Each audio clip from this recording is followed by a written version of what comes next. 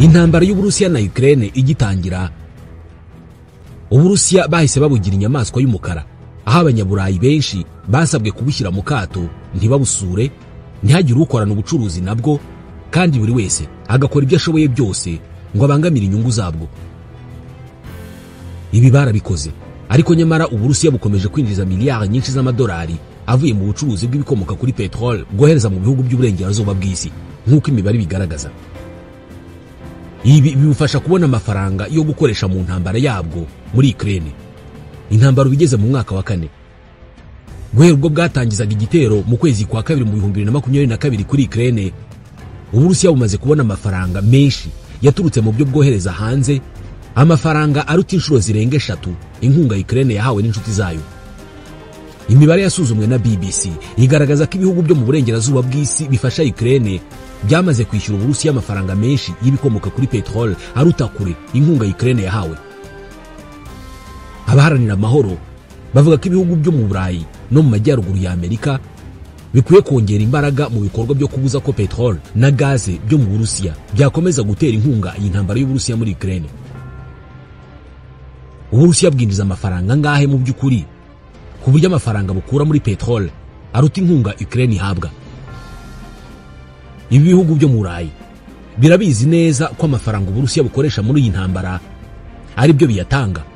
Ibikomoka kuri petrol na gaze byinjiriza leta y'Uburusiya hafi 1/3 cy'amafaranga yose leta yinjiza, kandi bigize hejuru ya 60% by'ibicuruzwa byoherezwa mu mahanga. Nyuma y'uko Uburusiya butangije intambara yabwo mu kwezi kwa kabiri mu 2022, inshuti za Ukraine zahise zifatira ibihano ibicuruzwa bya petrol na gaze byaturukaga mu Burusiya. Leta zunze ubumwe za Amerika n'Ubwongereza bahagaritse kugura petrol na gaze baguraga mu Burusiya. Ni mu gihe umuryango w'ubumwe bw'Uburayi wabujije ko petrol itaratunganywa yinjira mu bihugu biwugize inyuze mu nyanja, ariko ibi ngibi ntabwo byarebaga gaze. Nubwo bimeze bitya, kugera ku itariki ya 25 y'ukwezi kwa 5 muri uyu mwaka wa 2025, Uburusiya bwari bumaze kwinjiza miliyari zirenga 883 z'amayero zivuye mu bucuruzi bwa petrol na gaze kuva butangije intambara yabwo muri Ukraine. Muri ayo mafaranga, miliyari 228 yavuye mu bihugu byafatiye ibihano Uburusiya. Ibi ni ibyemezwa na raporo y'ikigo gishinzwe ubushakashatsi ku masoko y'ingufu n'ubuziranenge bw'umwuka duhumeka, Center for Research on Energy and Clean Air, CREA. Igice kinini cy'aya mafaranga yaturutse mu bihugu bigize umuryango w'ubumwe bw'Uburayi, aho Uburusiya bwinjije miliyari 209 z'amayero. Ibyo bihugu by'Uburayi byakomeje kugura gaze y'Uburusiya igacishwa mu miyoboro inyura ku butaka bwa Ukraine kugeza ubwo Ukraine yayihagaritse mu kwezi kwa mbere muri uyu mwaka. Icyakora Uburusiya buracyohereza petrol itaratunganywa mu bihugu nka Hongria na Slovakia ikanyura mu miyoboro isanzweho. Nanone kandi Uburusiya bwakomeje kohereza gaze ku mugabane w'Uburayi ku rugero rwiyongera bukenyuza mu miyoboro inyura muri Turukiya. Imibare ya Center for Research on Energy and Clean Air igaragaza ko mu kwezi kwa mbere ndetse no mu kwa kabiri mu 2025 urugero rwa gaze yanyuze muri iyo miyoboro rwageze kuri 26.7% ugereranyije n'igihe nk'icyo mu 2024. Hongria na Slovakia kimwe n'ibindi bihugu bike biracyakira gaze y'Uburusiya icishwa muri Turukiya. Nubwo ibyo bikorwa byose byo gufatira Uburusiya ibihano byakomeje, amafaranga yinjiye mu bukungu bushingiye ku mutungo kamere uturuka mu butaka mu 2024 yagabanutseho 5% gusa ugereranyije n'2023, naho ibicuruzwa byoherezwa mu mahanga muri rusange bigabanukaho 6% nk'uko CREA ibivuga. Mu mwaka ushize wa 2024, amafaranga Uburusiya bwinjije mu bijyanye na petrol itaratunganywa yoherejwe hanze yiyongereho 6%, naho ava kuri gaze yoherejwe hanze yiyongeraho 9% ugereranyije n'umwaka wari wabanje. Imibare ya leta y'Uburusiya igaragaza ko ubucuruzi bwa gaze yoherezwa hanze bwiyongereyeho 20% mu 2024, aho gaze yashongeshejwe liquefied natural gas yageze ku rugero rwo hejuru rutari rwarigeze rubaho mbere. Ubu igice kinini cy'iyi gaze yashongeshejwe Uburusiya bwohereza kijya mu bihugu by'ubumwe bw'Uburayi, nk'uko CREA ikomeza ibivuga. Komiseri ushinzwe ububanyi n'amahanga mu muryango w'ubumwe bw'Uburayi, Kaja Kallas, yavuze ko uyu muryango utigeze ufata ibihano bikarishye ku bicuruzwa bya gaze na petrol bituruka mu Burusiya, bitewe n'uko bimwe mu bihugu bigize umuryango w'ubumwe bw'uburayi bitinya ko ibyo bihano byagira ingaruka ku bukungu bwabyo ndetse n'ibiciro by'ingufu ku isi.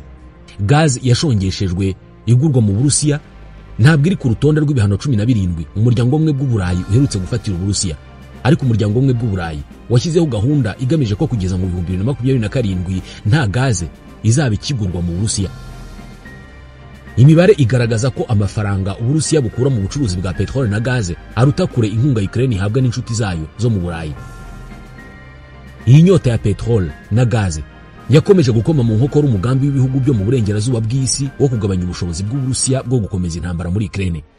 Mai Rosna nuwo mu muryango Global Witness avuga ko benshi mu bayobozi b'ibihugu byo mu Burayi bafite impungenge ko guhagarika kugura petrole y'Uburusiya byatuma ibiciro ku isoko mpuzamahanga by'ingufu bizamuka cyane. Yabwiye BBC ati ibihugu byinshi ntabwo bishaka guhungabanya ubushobozi bw'Uburusiya bwo gucukura no kohereza petrole hanze. Hari ubwoba bwinshi ku ngaruka ibingibi byagira ku ngufu ku rwego rw'isi. Uretse ibicuruzwa biva mu Burusiya bigurishwa mu buryo butaziguye, hari igice cya petrole Uburusiya bwohereza hanze kiboneka mu bihugu byo mu burengerazuba bw'isi cyaranyuze mu bindi bihugu mu buryo bugoye gukurikirana. Igihe kimwe iyi petrole ivangwa n'indi ituruka mu bindi bihugu bitandukanye ikagurishwa mu bihugu byashyize Uburusiya mu kato, nk'uko bitangazwa na Center for Research on Energy and Clear Air CREA. Hari kompanyi eshatu zikora mu by'inganda zitunganya petrole raffinerie zo muri Turukiya ndetse n'izindi eshatu zo mu Buhindi zatunganyije petrole yavuye mu Burusiya maze zikayigurisha mu bihugu byari byarafatiye Uburusiya ibihano. Iyi raporo ivuga ko izi sosiyete uko ari 6 zatunganyije petrole y'Uburusiya ifite agaciro ka miliyari 6 na miliyoni 100 z'amayero kugira ngo zishobore kuyigurisha mu bihugu byari byarafashe ingamba zo kubuza ubucuruzi bwayo. Minisitiri w'Ubuhinde ushinzwe ibijyanye na petrole yanenze cyane iyo raporo ya CREA, ayita raporo yuzuyemo ibinyoma igamije kwanduza isura y'Ubuhinde. Vaibhav Raghunandan ni impuguke mu kigo CREA ati ibihugu birabizi neza ko ibihugu byafashe ibihano byiteguye kwihanganira ibi bikorwa. Ni ikinyoma cyemewe, amategeko arabibemerera, bose barabizi, ariko nta na kimwe kirakorwa ku buryo bufatika ngo babirwanye mu buryo bugaragara. Abaharanira amahoro n'abasesenguzi bagaragaza ko ibihugu byo mu burengerazuba bw'isi bifite ubushobozi n'ibikoresho bihagije byo guhagarika amafaranga ava muri petrole yinjira mu isanduku ya leta y'Uburusiya, nk'uko bivugwa na Vladimir Milov wahoze ari umunyamabanga wungirije muri Minisiteri y'Ingufu y'Uburusiya, ubu ngubu akaba akunze kunenga cyane ubutegetsi bwa Vladimir Putin. Ibihano byafatiye Uburusiya kuri petrole bikwiye gushyirwa mu bikorwa mu buryo bukomeye, cyane cyane ku bijyanye n'igiciro ntarengwa cya petrole cyashyizweho n'ibihugu bigize G7. Milov avuga ko iki giciro kitubahirizwa uko bikwiye, ariko kandi Milov afite impungenge ko impinduka za politike ya Leta Zunze Ubumwe za Amerika zatangijwe na Perezida Donald Trump zishobora kuzatambamira imikorere y'inzego za leta zirimo Minisiteri y'Imari ndetse n'ibiro bishinzwe kugenzura umutungo mpuzamahanga Office of Foreign Asset Control OFAC, aribyo bifite inshingano zo gushyira mu bikorwa ibihano mpuzamahanga. Indi nzira ishobora kwifashishwa ni ugukomeza kugerageza guhagarika amato azwi nka Shadow Fleet yifashishwa n'Uburusiya mu gucika ibihano.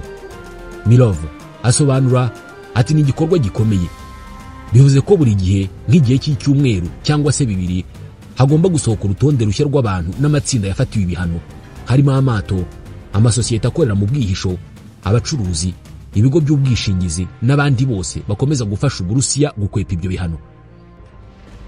Avuga ko ibihugu by'uburengerazuba nka Amerika n'ibihugu bigize ubumwe bw'Uburayi byakoze neza muri ibi bikorwa, cyane cyane ubwo ubutegetsi bwa Perezida Joe Biden bwafataga ibihano bishya mbere y'uko burangira mu kwezi kwa mbere muri uyu mwaka.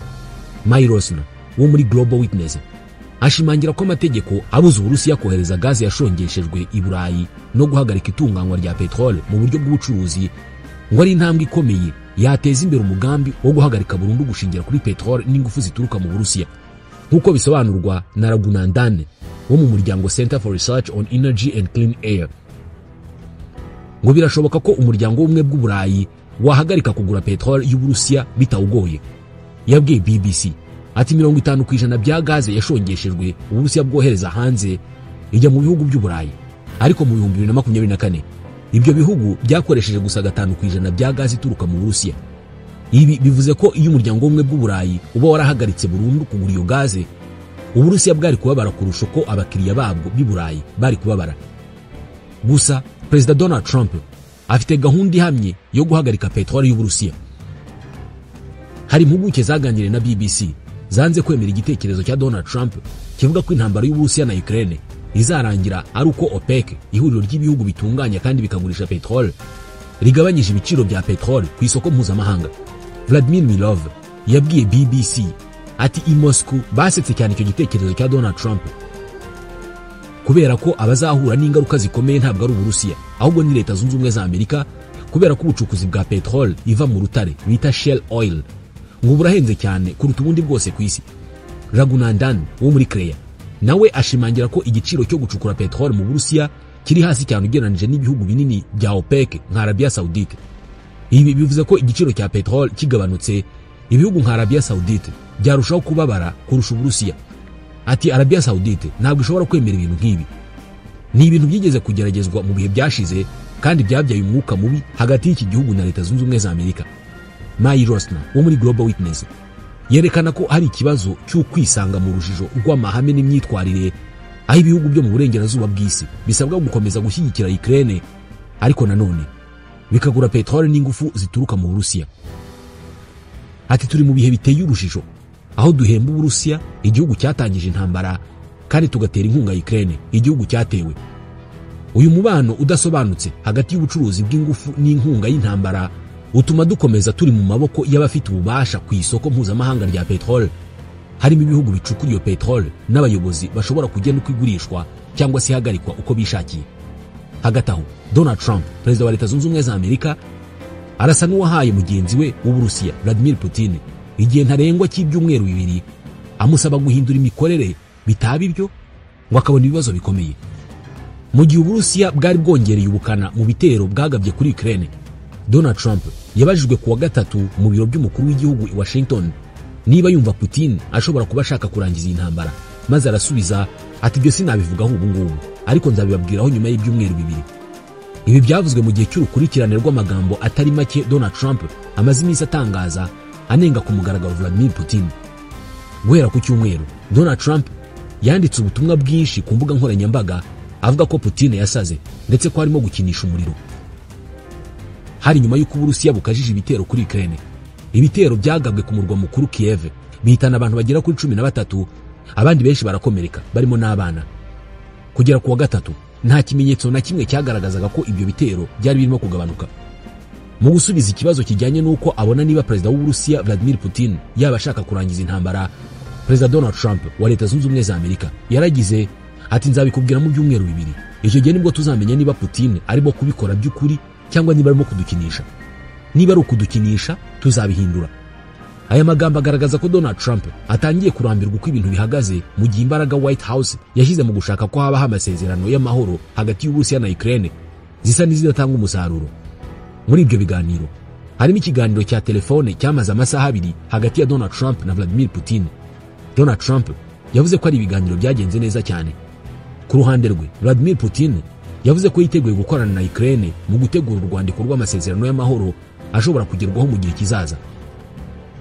Ariko icyo kiganiro cyabaye icyumweru kimwe gusa mbere y'uko Uburusiya butangira kugaba ibitero bikomeye hakoreshejwe drone n'ibisasu bya missile ku murwa mukuru wa Ukraine. Ibi ni byatangajwe n'igisirikare cya Ukraine kirwanira mu kirere. Nta nyandiko n'imwe Uburusiya buratangaza kugeza ubu. Amagambo ya Donald Trump yo gutera ubwoba nayo ntagaragaza ko afite ingufu zo gushyira igitutu kuri Kremlin ngo yemere ibyo asaba. Kugeza ubu Donald Trump ntabwo arakora igikorwa gifatika cyo gushyigikira ibyo yavuze mu magambo. Kuva yagera ku butegetsi, Trump yafashe ingamba zigenewe Ukraine gusa, mu gihe Amerika yari irimo kugerageza gutangiza gahunda y'agahenge yifuzwa na Donald Trump. Muri izo ngamba harimo n'iyihagarikwa ry'iminsi 8 ry'inkunga ya gisirikare n'iy'amakuru y'iperereza hagati ya Amerika na Kiev mu kwezi kwa gatatu. Mu gihe ibyo bikomeje, ubutegetsi bwa Amerika ntabwo burashyira igitutu gikomeye ku Burusiya ngo bubashe kugaragaza ubushake bwo kwemera ibiganiro bifatika.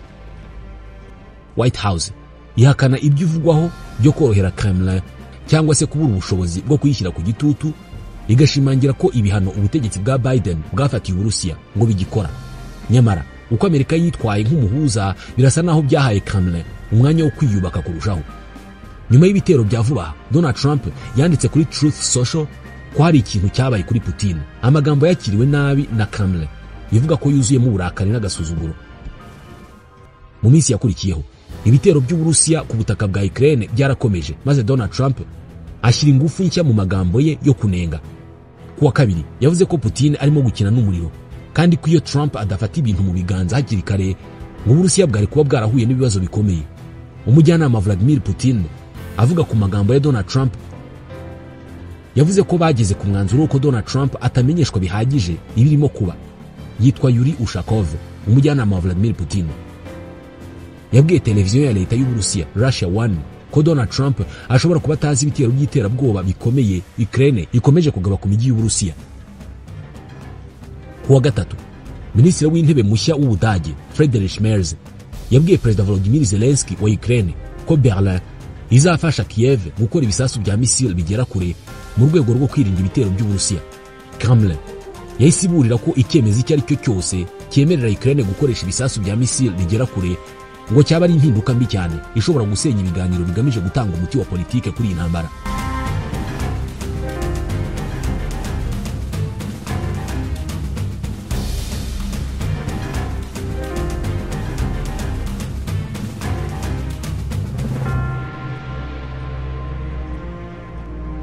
Mu gihe Uburusiya bukomeje kwinangira, Donald Trump nawe yagiye yoroha mu byo asaba. Yaretse ibyo yasabaga mbere by'agahenge k'iminsi 30, ibyo Ukraine yonyine yari yemeye, maze asaba inama na Putin yizera ko ibyo biganiro byatanga umuti. Putin n'umunyamabanga w'ububanyi n'amahanga Sergei Lavrov baherutse kongeraho ibindi bisabwa bishya kuri Amerika mbere y'uko ibiganiro bisubukurwa. Muri ibyo bishya basabye harimo ko Ukraine yareka bimwe mu bice byayo bwite biri mu maboko y'Uburusiya, Uburusiya bukabyigarurira burundu, ndetse ko Amerika ikwiye kwemera ko Crimea ari igice cy'Uburusiya. Michael McFaul, uyu nguyu yahoze ahagarariye Amerika i Moscow, avuga ko ibi bisabwa ari ikinini cy'uburozi Uburusiya bwashyize ku meza. Gushyiraho ibisabwa Ukraine idashobora kwemera na gato ngo byakozwe kugira ngo bigaragare nkaho ari Ukraine irimo kunanirana mu maso ya Donald Trump. Iyi ntambara imaze kwica ibihumbi n'ibihumbi by'abantu. Yasize igice kinini cy'uburasirazuba n'amajyepfo ya Ukraine mu buzima bubi cyane. Uburusiya ubu buragenzura hafi 1/5 cy'igihugu cyose cya Ukraine, harimo na Crimea yigaruriwe mu 2014. Zelensky washinje Uburusiya gutinza umushinga w'amahoro, akavuga ko nta na kimwe Uburusiya burakora ku rwandiko rw'amahoro rwemeranyijweho mu biganiro byabereye Istanbul muri Turukiya. Uvugira Kremlin Dmitry Peskov bavuga ko urwo rwandiko ruri hafi kurangira, ariko nta gihamya igaragara.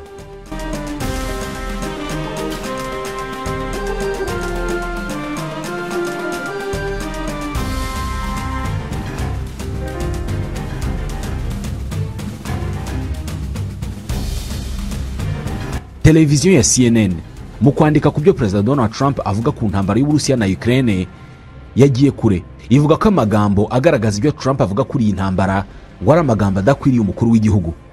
Iyi televiziyo yabivuze muri aya magambo: iyo bigeze ku cyo kurangiza intambara yo muri Ukraine, amagambo ya Perezida Donald Trump n'ibyo ashyira ku mbuga nkoranyambaga birasa n'ibitagifite icyo bivuze. Icyizere cyo kugera ku masezerano y'agahenge cyangwa se amahoro vuba aha ngaha kizashingira ku kuba Donald Trump azagira ubutwari bwo gushobora gushyira ku murongo amagambo avuga kuri Perezida Vladimir Putin. Aya magambo CNN ivuga ko Trump avuga arimo ayo yavuze mu mpera z'icyumweru gishize yuko Putin arimo gukina n'umuriro. Ibiro bya Perezida w'Uburusiya Kremlin byo byizera ko bwana Trump ibingibi atazabikora, ngo ntazigera agira ubushobozi bwo kugenzura amagambo ye. Ibi biro byatesheje agaciro uburakari Donald Trump yagaragaje ku bitero bya drone bikaze Uburusiya bwagabye kuri Ukraine mu mpera z'icyumweru gishize. Bivuga ko ari amagambo wari ikimenyetso cy'uko Donald Trump ari umukuru w'igihugu wamazwe n'amarangamutima, kandi uko ibintu byagenze mbere bigaragaza ko bwana Putin ashobora gukomeza guca Donald Trump muri humye. Koko rero nubwo kuwa mbere w'iki cyumweru Donald Trump yise Putin umusazi ku rubuga rwe rwa Truth Social, ariko yabaye nk'ukoresha inkota ya mujya abiri. Ananengwa wagabweho ibyo bitero ariwe Perezida wa Ukraine Volodymyr Zelensky, avuga ko buri gihe uko afunguye umunwa akagira icyo avuga ngo ahita ashyira mu kaga amahirwe yose yari ahari yo gukemura ibi bibazo. N'ubundi ariko nk'uko ibiro bya Perezida w'Uburusiya byabivuze, ibi bitero bikaze Uburusiya bukomeje kugaba ku baturage ba Ukraine birasa n'igeragezwa rikorwa na Moscow kuri Donald Trump, bigakorwa mu cyumweru kimwe gusa nyuma yo kugirana na Putin ikiganiro cyari gihanzwe amaso na benshi kuri telefone, ikiganiro kitagize icyo kigeraho mu biganiro by'amahoro nubwo White House yagerageje kugihindura intsinzi. Perezida Donald Trump arimo kugenzura niba yafatira Uburusiya ibihano bishya muri iki cyumweru, mu gihe uburakari bukomeje kwiyongera kubera ibitero biherutse byagabwe n'Uburusiya kuri Ukraine, nk'uko bitangazwa n'igitangazamakuru Wall Street Journal gisubiramo amakuru cyakuye ku bantu begereye ubutegetsi muri Leta Zunze Ubumwe za Amerika.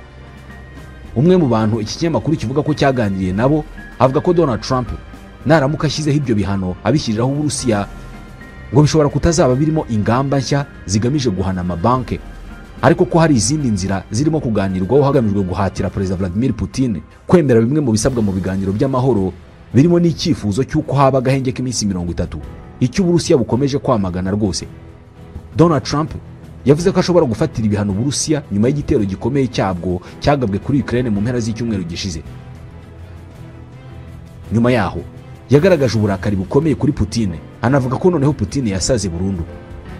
Ikinyamakuru Wall Street Journal kivuga ko Bwana Trump yacitse intege mu rugamba rwe rwo gushaka umuti w'intambara binyuze mu biganiro, kandi ko ngubu barimo kwibaza niba atakwivana no muri uwo murongo igihe cyose bigaragaye ko ntacyo byageraho.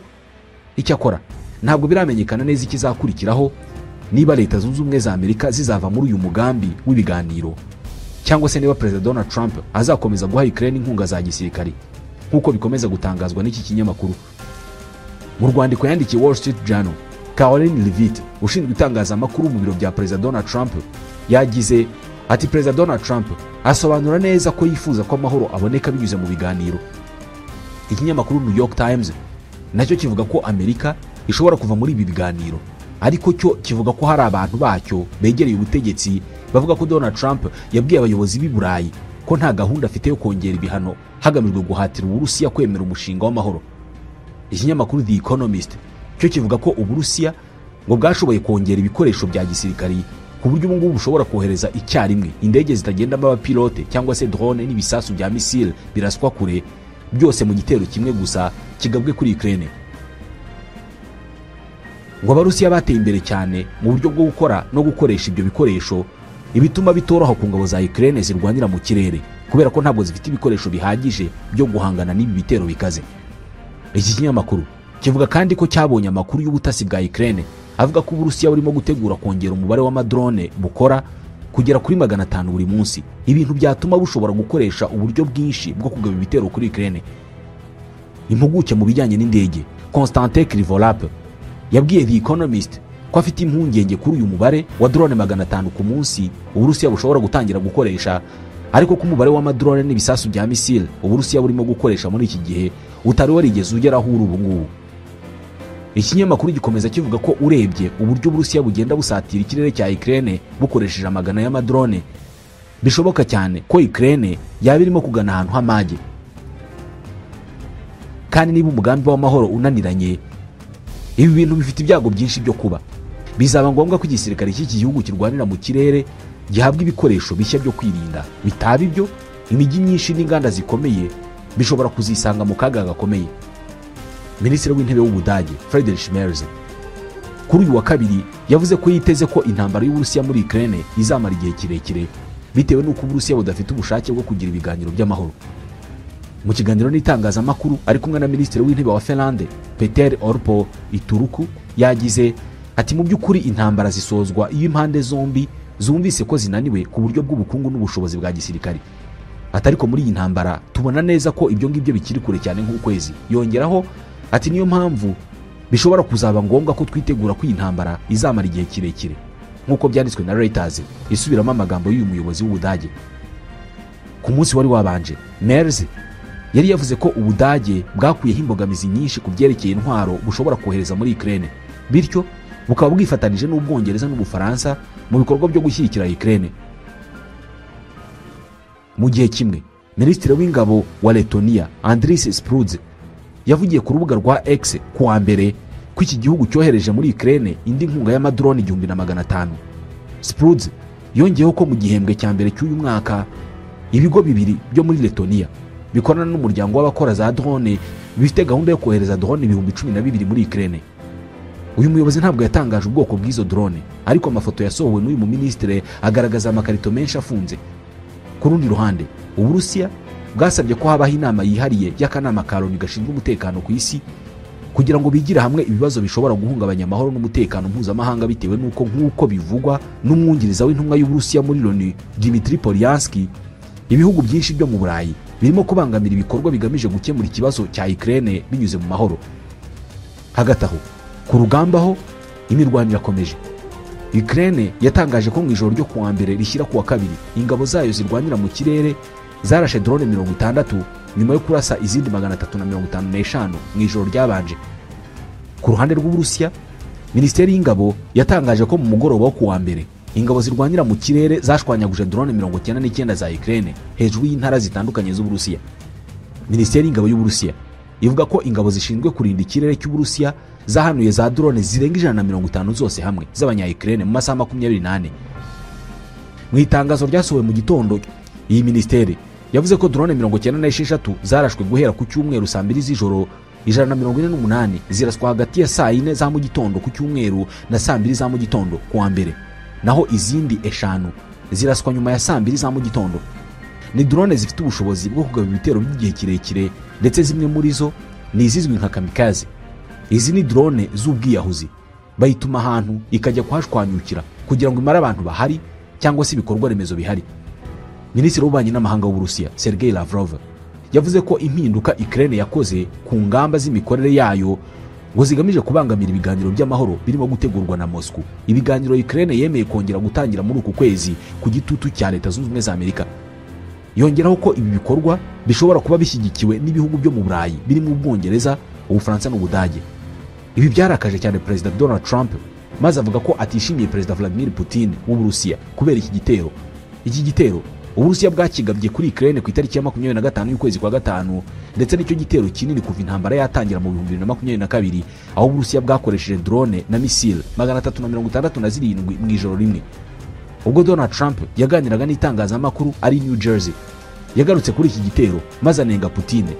Ati namumenye kera, twagiranye umubano mwiza, ariko ubu ngubu arimo kohereza ibisasu mu mijyi akica abantu, ntabwo bishyigikiye na gato. Abajijwe niba ashobora kongera ibihano ku Burusiya, Donald Trump yaravuze ati yego rwose. Nyuma gato Donald Trump yanditse ubutumwa ku rubuga rwa Truth Social avuga ko Putin yamaze gusara. Uyu mukuru w'igihugu yakomeje agira ati nabivuze kera ko ashaka Ukraine yose, atari igice cyayo gusa, kandi wenda bigiye kugaragara ko ari byo, ariko naramuka bikoze bizatuma Uburusiya burimbuka burundu. Yanakomeje anenga imvugo za Zelensky wa Ukraine avuga ko zongera amakimbirane.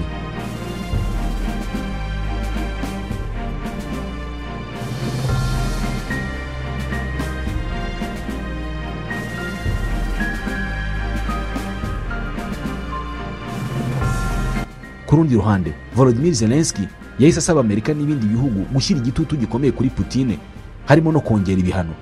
Donald Trump wavuze ko Putin yamaze gusara, baherutse kugirana ikiganiro cy'amasaha 2 n'igice kuri telefoni ku masezerano yo guhagarika intambara Ukraine isaba amagahenge k'iminsi 30, mu gihe Uburusiya bwavuze ko buzaganira ku masezerano y'amahoro. Kugeza ubu Uburusiya buragenzura 20% bya Ukraine, harimo na Crimea yafashwe mu 2014. Nyuma yo kunenga Putin, Donald Trump ntabwo yabuze no kunenga Perezida wa Ukraine Volodymyr Zelensky. Avuga ko buri munsi uko Perezida wa Ukraine Volodymyr Zelensky agize ibyo atangaza birushaho gushyira igihugu cye mu kaga aho kugitabara. Ibi yabitangaje ku itariki ya 25 y'uku kwezi, nyuma y'uko Zelensky ashinja Amerika n'ibindi bihugu bikomeye kwicecekera mu ntambara Ukraine ihanganyemo n'Uburusiya, bigatiza umurindi Uburusiya mu gutera Ukraine. Donald Trump akoresheje urubuga rwa Truth Social yese avuga ko Zelensky nta mbaraga na nke ashyira mu gutuma iki kibazo kirangira, avuga ko ahubwo atuma kirushaho gukomera. Ati nta cyarimo gufasha igihugu cye. Avuga nk'uko avuga buri kintu cyose gisohotse mu kanwa ke giteza ibibazo. Ati ntabwo mbikunda kandi bikwiye guhagarara. Donald Trump yashimangiye ko atakabaye arimo kugerageza guhosha iyi ntambara kubera ko ntabwo ari we wayitangije, ndetse nk'iyaba ari we uri ku butegetsi ntabwo iyi ntambara yari kuba.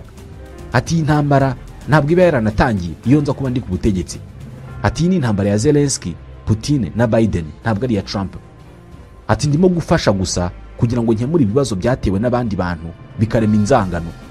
Leta Zunze Ubumwe za Amerika zishobora gufatira Uburusiya ibindi bihano muri iki cyumweru, ariko perezida w'Uburusiya Vladimir Putin yagaragaje ko ubukungu bw'igihugu cye bwakomeje kwihagararaho mu myaka 2 ishize, nubwo bwanyuze mu bibazo bikomeye birimo ibihano bikomeye bwafatiwe n'ibihugu byo mu Burayi na Amerika.